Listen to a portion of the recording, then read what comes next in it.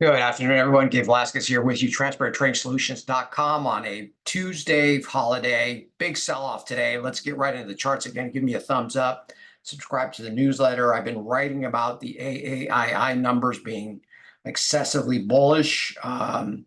We got more weak economic data. Let's get right into the charts and see what's happening here. So we've got, let's see, let's get right into the S&P. So one of the things again, I've been writing about and talking about is the S&P struggling to get past this, 40, 55, 66 level. Even last night, you can see clearly that we just could not get any kind of traction below that or above that, I should say. All in all, however, we're only, this is the lows from last week. We're only 15, roughly 15 points from that low. So it's not like, the market's totally falling apart. We're getting a little bit of a bounce at the end of the day here. So generally speaking, would it be, again, generally what the situation has been where they come in and buy them up. So we don't have a level till we get down to 5,500, but you can see that any kind of major pullbacks have been still being bought. And so we'll see if we have a recovery tomorrow or we actually, I think there's a shot we come down in here, and this may be where, you get a nice little bounce. But overall, I'd still say that generally speaking, we're kind of in a range, provided if we can take out that low and then start getting, then obviously things will change. Not so much on the NASDAQ, however. The NASDAQ clearly, mega caps and everything else still, printing these lower highs. Again, failed to get up above 1961. We do have some levels below here. NVIDIA hanging right around. This is going to be the key, I think, today and tomorrow. NVIDIA breaking down today, but still, I think this 105, 106 is going to be proved to be, if NVIDIA can hold here, then I think we get a bounce. If, however, this breaks below 100, and there's a good chance we may actually retest the lows here. That always happens. A lot of, oftentimes, I shouldn't say always, but oftentimes we get a retest of the lows. So that may be in the cards as well.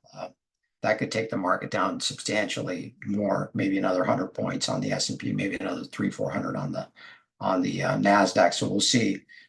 We've got Broadcom earnings and some retailers coming up. So that's going to be the key. The Dow also pulling back, obviously, from all-time highs, but not so much, not as weak as the rest of these. And then the Russell also giving back some, but not any big deal. VIX, I've been talking about the VIX holding 15. That's been critical. It did hold 15 again. The next piece is where does the VIX, I think now at about 25 is probably going to be the bottom in the market unless something dramatic happens. If we get if we had a really weak employment number on Friday, I think we probably had back up to 30.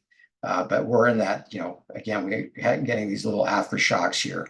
So maybe 25 or 30 is going to be the next level to look at here on the VIX to kind of mark a bottom.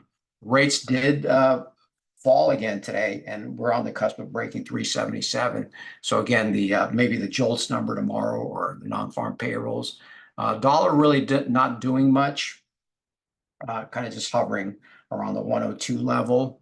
And gold and silver not doing much either today. It was all about the stocks. And then, also what was key, I think, today too, pointing to some economic weakness was copper breaking down a little bit here and probably headed down to 380 on copper. Looks like that may be the next level on copper. Oil also on the cusp of breaking 70. That's going to be a significant break. We don't have much other than big pivots below that. Probably headed into the mid 60s, if that's the case, which I think at some point they're going to buy them up again. And nat gas, all the other commodities, nat gas perking up. You can see trying to break out, maybe headed back towards the 230, maybe even setting up for a breakout. And the grains, as I wrote about over the weekend, starting, especially corn and wheat. Wheat actually broke out today. I think I wrote about it. If you haven't subscribed to the newsletter, I wrote about it over the weekend newsletter, kind of just putting that in the spotlight, the grain markets. So you see wheat broke out, and then corn also breaking out. So now we're waiting for some pullbacks in these markets here. So again, subscribe to the newsletter. I did mention the grain markets over the weekend. If you are not getting the newsletter, subscribe to it. Give me a thumbs up. Put some commentary in there, and we'll see you on Friday. We'll see how the week progresses. If this is just another little scare and they come in and buy them up, and Friday is going to be the big number again, not the non-farm payrolls. Okay. All right. Have a great rest of your week, and we'll see you on Friday. Take care.